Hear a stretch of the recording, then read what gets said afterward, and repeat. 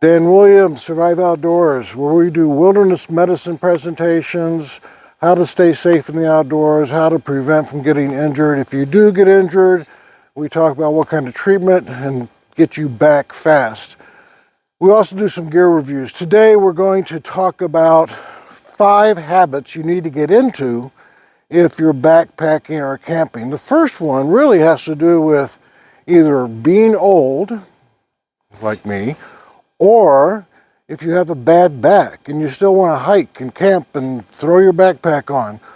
This really is a good way to decrease the pain when you lay down at night in that tent. So one of the things I'm going to do, I'm going to start taking things out of this backpack of mine. The duct tape, my stove, my fuel. Again, this is more of a teaching backpack, so I'm going to get, I know, why do you have 2 rolls of duct tape? Well, I use this for teaching. Why do you have 3 tarps? All right, so what I'm going to do is you take the night before frozen water bottle. Take that and throw that in a 1-gallon plastic bag.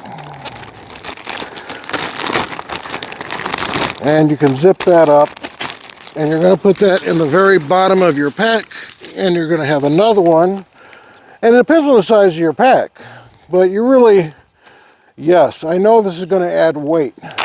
So if you're going to go on a long trek or hike, something you may not want to do. For the geriatrics out there, or the people that have the bad back, this is great for a short day hike, as well as having some ice, and it melts the water. You put that in the back on the very bottom.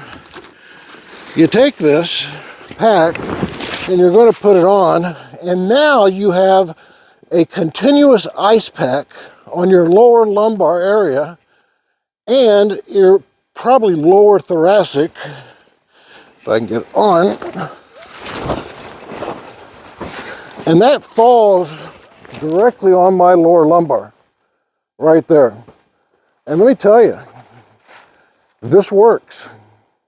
So you're on a hike, you have it's 70 degrees, 60, 80 degrees, you have that ice on your lower back, really does help. And then when you get to where you're at, you have some drinking water. Again, yes, you have to make some changes for how long the hike is, how much weight you want to carry. Next habit is make sure when you use something in your pack, like for example, my cotton balls that I soak in Vaseline that I have as a backup. Look at that. I did not replenish what I have. And that'll get you in a world of hurt. So if you take something out of your bag, you need to replenish it.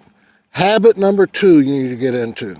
Number 3, speaking of replenishing, your medical kit. Of all things, this guy, you need to go through, if you've used gauze or bandages, you need to go through and replenish the medical kit, especially if you've bandaged up a partner or yourself. Now, we've talked about expirations in the past. I'm going to put that video at the end of this video, that you don't have to be that OCD on the expirations. So, replenish what you have in your little medical kit. That's pretty important. Nothing like, God forbid, your friend, you're out there hunting, fishing, and he gets hurt, and you have nothing to back up to help him with. Number 4, a habit you need to get into. In this day and age, you got rechargeable lights a lot of times.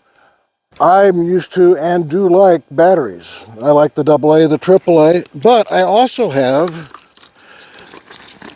an O-light that is absolutely wonderful. And if I can get this little striker off here, that would be great. There we go.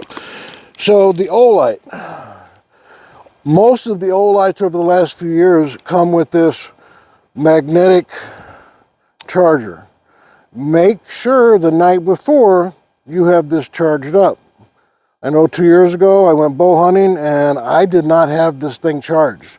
I had a backup, but I'm just used to the batteries. So check on your batteries, charge your charging lights.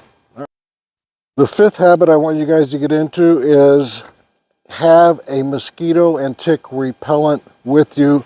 And they have these little small ones that you can stick right in your, I mean, this will last for the whole trip. And you don't need a whole lot.